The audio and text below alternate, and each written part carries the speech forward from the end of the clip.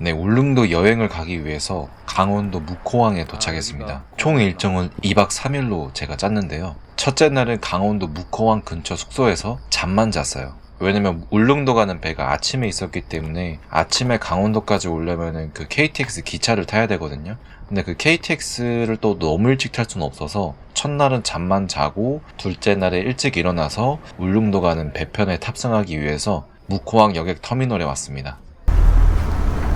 배편 발권을 마치고 이제 배를 타러 가는데 이런 배는 처음 타보는 것 같아요. 예전에 인천에서 제주도 가는 큰 크루즈는 타본 적이 있는데 이렇게 조금 작은 사이즈의 배는 처음 타봐서 배가 작을수록 더 흔들리니까 혹시 배멀미를 하지 않을까라는 좀 걱정이 있었어요. 근데 그 배멀미는 아무래도 그 파도의 영향에 따라서 있다 보니까 울릉도를 가는 그 아침 날씨가 좋지는 않았거든요. 그리고 또 지금 울릉도에 막 비도 많이 왔다고 하고 또 태풍의 영향도 있다고 하니까 굉장히 걱정되는 출발이었고, 전날에도 사실 강원도에서 계속 비가 와가지고 출발하는 순간부터 강원도 도착하는 그 순간까지 계속 심란한 마음을 가지고 있었어요.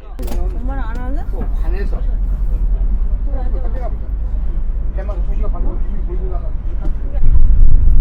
울릉도 도동항으로 가는 배가 드디어 출발했습니다. 그래도 막상 출발하니까 기분이 좀 좋아졌어요. 어제까지만 해도 심란했는데 심지어 아침까지만 해도 좀 기분이 그랬는데 그래도 울릉도가 어떨까? 내가 가는 이 스노클링 포인트는 어떨까라는 생각에 그래도 조금씩 설레기 시작했습니다. 그치만 한편으로는 배멀미에 대한 걱정과 울릉도의 현지 상황에 대한 그런 수습, 그리고 토사, 그리고 비가 올지 안 올지에 대한 그런 막연한 걱정은 아직도 가지고 있는 상태였어요. 그래서 스노클링 장비도 바리바리 싸들고 왔거든요. 앞에 매는 크로스백에는 간단한 짐들과 촬영 장비를 넣고, 드라이백에는 스노클링 할 것들, 스노클링 관련 장비들을 넣었고, 그 다음에 오리발 챙겼고, 그 다음에 스노클링 수트랑 이제 갈아입을 옷들, 이런 것들을 챙겨오느라 무게도 꽤 나가고 들고 다녀야 될 것들이 상당히 많았습니다. 창밖을 보니 울릉도가 보이기 시작했어요. 출항한 지 거의 한 2시간 반 정도? 한 2시간이 조금 넘게 흘러갔을 때 울릉도가 보이기 시작했고, 날씨도 좀 서서히 좋아지고 있었던 느낌이 듭니다. 기분이 좋아졌다가 다시 걱정되는 마음으로 바뀌었는데, 해안도로에 그 토사가 흘러내려서 해안도로를 이렇게 덮친 거예요. 그래서 멀리서 봤을 때도 이 도로가 덮쳐져 있는 게 보여서 굉장히 걱정이 됐습니다. 지금 울릉도에 엄청난 비가 와서 며칠 전에 토사 흘러내리고 집들도 막 안에 물 차고 이게 수습이 되려면 좀 되게 좀 걸리겠구나. 좀 걱정이 되더라고요. 이거 여행 좀 제대로 할 수 있을까? 이 강원도까지 오고 이 울릉도까지 오는 게 이제 어떻게 온 울릉도인데 하면서 약간 불안한 마음을 가지게 됐어요. 여차하다가는 그냥 숙소에만 있을 수도 있겠다 싶었고, 최악의 상황은 아예 숙소로 가는 그 도로도 통제가 돼서 오도 가지도 못하는 그런 상황이 될 수도 있겠다라는 그런 불안한 마음이 조금씩 들기 시작했습니다. 그렇게 불안한 마음을 품고 도동항에 도착을 했습니다. 그렇게 도동항에 도착을 해서 이제 빠져나오고 있는데, 울릉도로 오는 항구는 총 3곳이에요. 도동항, 사동항, 저동항이 있습니다. 저는 그 중에서 묵호항에서 도동항으로 가는 그 배편을 선택을 했고, 내리니까 보통 가족 단위나 효도 관광 투어, 이제 어머님, 아버님들이 쭉 모여서 같이 오는 건 투어로 보통 오더라고요. 분위기는 좀 어수선한 편이었고, 내렸을 때 막 바다 냄새가 확 나거나 하진 않았습니다.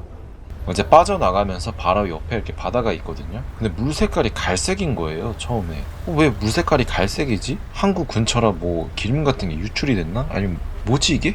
이런 생각이 좀 들었어요. 알고 보니 항구로 유입되고 있는 토사더라고요. 그러니까 토사가 아직도 이제 계속 흘러 내려오는 거죠. 네, 그래서 되게 놀란 마음을 가지고 항구를 빠져나가는 중입니다. 그렇게 항구를 빠져나오는 오르막길에서 뉴스에서만 보던 길이 나타났는데, 거기 전체가 이제 진흙이 가득했습니다. 그 진흙이 가득한 도로에 많은 소방관분들, 그리고 많은 인력, 경찰, 주민 할 거 없이 모두가 나와서 수습에 집중하고 있었습니다. 분위기는 굉장히 혼란스러운 분위기였어요.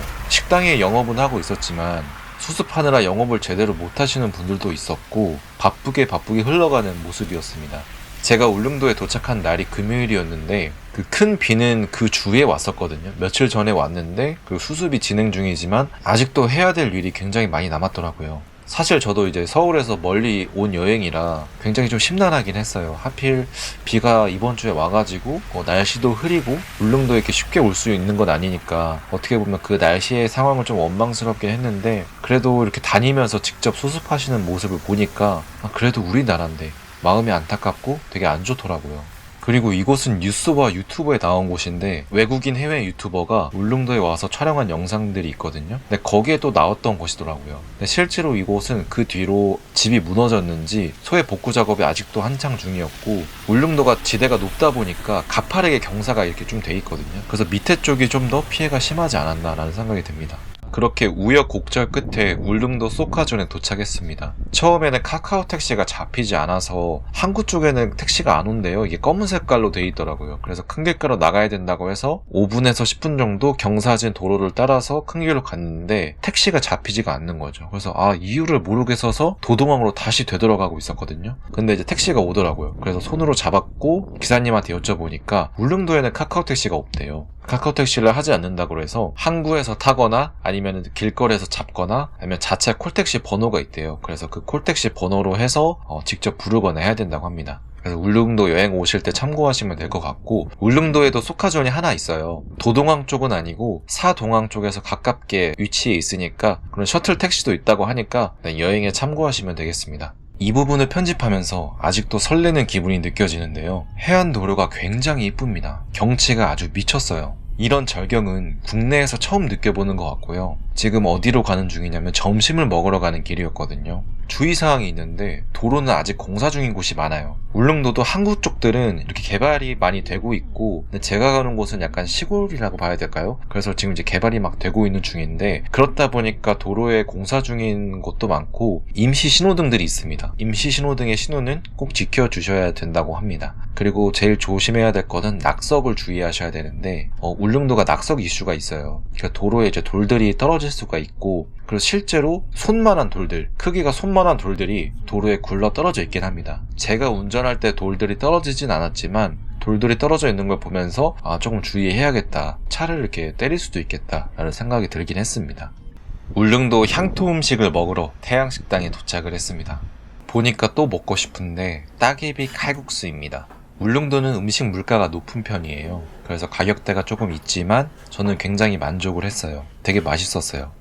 홍합밥도 먹고 싶었는데 2개를 시키자니 조금 비싸기도 하고 다 못 먹을 것 같아서 따개비 칼국수만 시켰습니다. 진한 국물에 향토 음식 맛이 나는 그런 칼국수였어요. 제주도 갔을 때도 접착뼈국이라는 걸 먹었거든요. 그것처럼 저는 여행지를 가면은 거기서 만드는 약간 향토 음식을 최대한 먹어보려고 하는 편이에요. 그래서 울릉도에는 홍합밥도 있고 오징어 무침이 있는데, 울릉도산 오징어를 가지고 만든 무침이거든요. 그것도 굉장히 신선하고 맛있었습니다. 그래서 만족스러운 점심 식사가 되었다라는 느낌을 전해드립니다. 그리고 이 울릉도 해안도로가 안 가본 사람은 진짜 모릅니다. 이국적 풍경에다가 그냥 이 풍경들이 미쳤어요. 울릉도 해안도로 풍경만큼은 감히 해외와 견줄 만한 풍경을 가지고 있다고 생각이 들고요. 다음날 일출 시간대에 제가 찍은 게 없어서 아쉬운데 진짜 이뻐요. 지금 제가 갈 때는 지대가 낮은 곳에서 이제 올라가는 거기 때문에 이렇게 바다가 담담겼거든요. 높은 곳에서 낮은 곳으로 갈 때는 전경이 쫙 보이잖아요.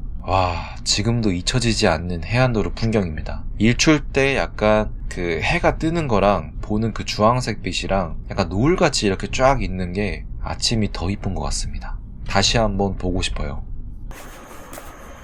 대박 좋다, 대박.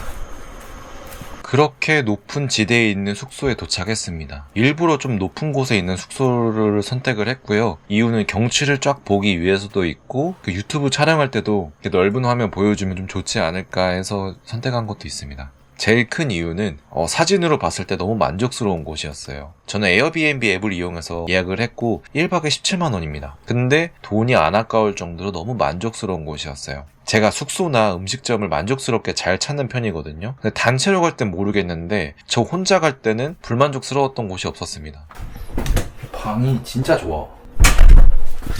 뷰도 너무 좋고, 여기 이렇게 테라스에서 고기도 구워 먹을 수 있게 바베큐도 돼 있고, 거실 엄청 넓고, 화장실 있고, 그 다음에 화장실 2개고, 그 다음에 이불장, 여기가 또 큰 방까지 하나.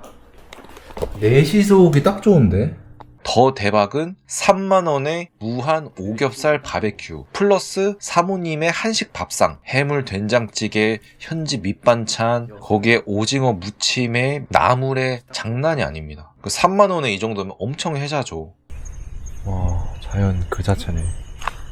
이제 환복 후에 스노클링을 마치고 저녁 식사 전 샤워하고 산책을 나왔습니다. 현포 전망대 근처의 숙소인데 전망대에 가서 좀 구경을 하고 싶었어요. 지대가 높다 보니까 바다 풍경이 다 보이거든요. 저녁 날씨도 선선하고 귀뚜라미 소리에 힐링이 엄청 됐습니다. 우리나라 탑티어 스노클링 포인트 영상은 제가 2편에 올려드릴게요. 아쉽게도 전망대가 공사 중이라 들어가진 못하고 복귀했습니다.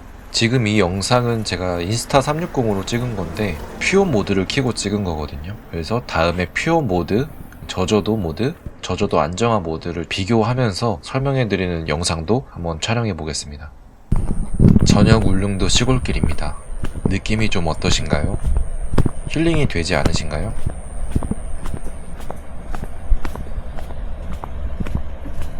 저녁으로 배가 터지게 저녁을 먹었고 밑반찬도 싹쓸이 했습니다. 야외 풍경을 보면서 먹으니까 기분이 좀 남다르더라고요. 생각 정리도 좀 되고 제가 지금 이직 준비 중인데 또 돌아가면은 열심히 하자라면서 마음이 조금 편안해지더라고요. 복잡하고 걱정되는 일이 있으시다면 저처럼 집에 있는 걸 좋아하시는 분들이라도 이렇게 한 번씩 혼자 하는 기분 전환 여행 정말 추천드립니다.